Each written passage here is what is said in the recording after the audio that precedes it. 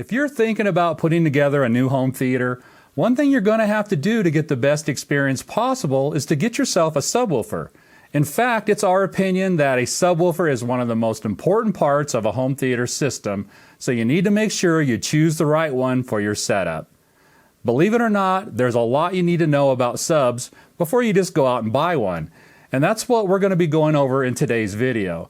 So if you want to learn more about home theater subwoofers and how to choose the right one for your system, then stick around and we'll get into it right after the intro.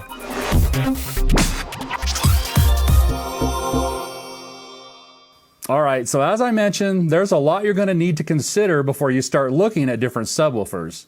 Starting with the basics, let's talk about the pros and cons between sealed and ported subs. And what I mean by that is, generally you'll find two basic types of subs on the market. Sealed subwoofers, where the box doesn't have any openings or ports to let air out, and ported subwoofers, which are vented so the air pressure made by the driver can escape from the cabinet. Sealed subwoofers are typically designed to offer good performance with most types of content. For example, they do really well with both movies and music. You can kind of think of them as the jack of all trades. Maybe they can't give you the deepest response or the most SPL, but a sealed subwoofer in general will excel at accurately reproducing a wide range of low frequencies. On the other hand, you might be considering a ported subwoofer, and these are more designed to give you a lot more output at certain frequencies and can be more efficient, but it's at the expense of a slightly slower, less accurate bass output that might be more desirable for the massive rumbling sounds of some movies, but it may not be a good fit for the tighter sounds you need for some music tracks. Now, just keep in mind here that everything I'm saying in this video is in a general sense and doesn't represent every single subwoofer design out there. Usually, if you spend more money on a subwoofer, whether it's sealed or ported, in theory it should be engineered better, and you'll hopefully get higher quality parts, which in the end should make it sound even better. We also need to mention that everybody's tastes are different, and a subwoofer that I like might not be the right sub for you. For example, I personally prefer sealed subs, but that doesn't mean that sealed subs are better in every single situation than, say, ported subs. It's just that I prefer that type of subwoofer for my space and my ears. With that said, there are also subwoofers that kind of marry these two types of sub technologies together.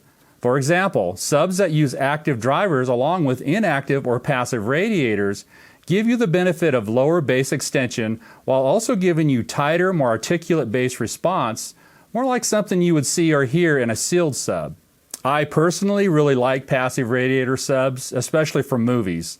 They're also quite good for music, but all things being equal, they do kind of fall short when compared to sealed versions. In fact, I've heard some people refer to passive radiator subs as being the best of both worlds, and while I tend to agree with this, it's been my experience that they are actually closer to sealed subs in performance and the way they reproduce bass. But of course, these aren't your only options. There are plenty of more exotic sub designs out there. For instance, transmission line cabinets, which are usually quite large and for the most part are more of a DIY option than the other types that we've mentioned here so far. Another fairly popular DIY option are open baffle subwoofers, which have the back of the sub open to the room, so the front and back waves of the driver go into the room. These are usually made for listening to music rather than watching movies though, since they generally don't get as loud. You also have infinite baffle subs that are very efficient and can produce huge amounts of bass output if they're designed correctly. These subs are built using a baffle wall that separates the front wave from the back wave and are completely a DIY project. I actually built one in my previous home theater, and I have to say they're pretty darn impressive. So as you can see, there are lots of options out there as far as subs go, but in order to keep this video from getting too complicated and lengthy, I think it's best to stick to the more common subs like sealed, ported, and passive radiators. Now when it comes to subwoofers, size does matter. You can't expect a 10-inch subwoofer to fill a massive room with earth-shattering bass. The cone just doesn't have enough surface area to move the amount of air it would take to do this, no matter how much power the sub may have. There are small subs like the SVS 3000 Micro that can produce a lot of bass for its size, but when we reviewed it, we did notice that it had a hard time digging down deep enough to satisfy our movie watching demands. On the other hand, it did sound quite good while listening to music. KEF is another brand that offers a few small subs like the KF92 and the KF62. Although we haven't had the opportunity to review them, they do get high praise from others that have. The biggest issue with small subs is, as you can see, they are fairly expensive. The reason for this is, in order to get a decent amount of performance out of a subwoofer this small, you have to have a very high-powered amplifier along with well-designed and built cabinets. So if you want to even come close to a bigger sub in performance, it's going to cost you quite a bit more money. I think the big takeaway here is if you have enough space, you can get a lot more performance for the money by going with a larger sub. Just a few of the subs that we've reviewed, like the Emotiva RS11, SVS SB3000, and even the Aperion Bravus 12D, all had more output compared to the SVS 3000 Micro. And that's not because the 3000 Micro isn't a good sub, it simply comes down to physics. The fact that the larger drivers offer more SPL, along with the larger volume of the cabinets, means the smaller sub just falls short, especially when it comes to its low frequency output. In fact, if you want to get below 20 Hz, which is referred to as infrasonic, and the point that you stop hearing and just feel the bass, you're going to have to go with a bigger sub with large drivers and a very capable amplifier. So the basic theory here is that the bigger the cabinet, the bigger the drivers, and the more power you have will usually determine the amount of SPL and the lowest frequency response you can expect from a subwoofer. The majority of subwoofers sold today have some kind of built-in amplification and are referred to as active subs. Passive subs, in contrast, have no power and must be hooked up to an external amplifier in order to produce bass. There are pluses and minuses to both, and for active subs, the biggest is the convenience of having everything in one package, and most of the time the manufacturers do a good job of matching the amp to the driver and enclosure. On the other hand, if you're looking at a passive sub, you'll need to choose an amplifier that's rated to supply enough current to drive it properly. Going with a professional amplifier is a great choice because they usually offer a lot of power at a reasonable price. Having a separate amp can also be a plus because it makes it really easy to change or upgrade your subwoofer's power. I have both active and passive subs in my theater and they both sound great. And that brings us to the different types of amps that you're likely to see in today's subwoofers. The most common are Class D because they're very efficient and run cool. Another option that is kind of losing its popularity compared to the Class D option are Class AB amps. These are an older design that usually produce more heat with less efficiency. With that said, some of the best sounding subwoofers available today, like Rhythmic Audio for example, are still using Class AB amps to power some of their subs. Class H is another option that's available from some manufacturers, but it's not quite as prevalent as the others we've mentioned. Alright, so with amplification out of the way, let's talk a little about some of the features you may want to consider before you buy. The one at the top of our list is built-in DSP. This usually is done manually with knobs or buttons on the amp or through an app provided by the manufacturer. This makes EQing and setting up your sub much easier and more convenient, especially if you have an app-controlled unit, because you're able to adjust everything from the comfort of your seat. Now when it comes to connections, just about every active sub sold will come with RCAs to connect your signal from your source.